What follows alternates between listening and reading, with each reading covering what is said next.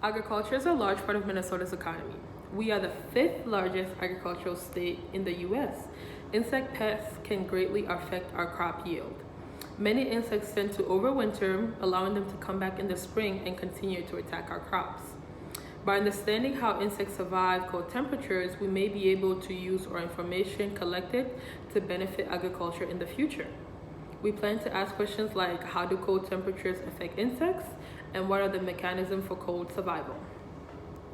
We plan to study these questions by using Drosophila melanogaster, or the common fruit fly, as our subject. Drosophila is one of the most commonly studied genetic tools used to study development, behavior, and the neural mechanisms in their pathways.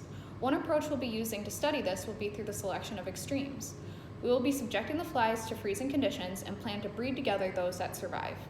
We have not seen previous studies that focus on the selection of Drosophila for cold tolerance before.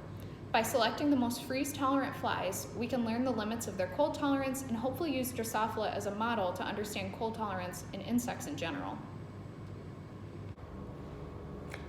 We plan to collect the flies in vials filled with standard fly food and expose them intermittently to a variety of cold conditions.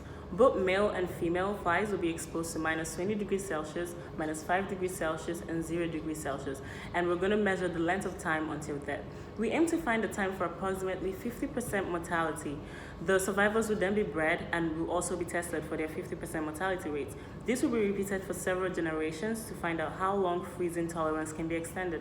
We expect to see an increase in survivability in both increasing length of time exposed to the cold and the intensity of the cold after around 4 or 5 generations. At the end of this, we hope to answer our questions of survivability of the Drosophila melanogaster fly in extreme cold conditions.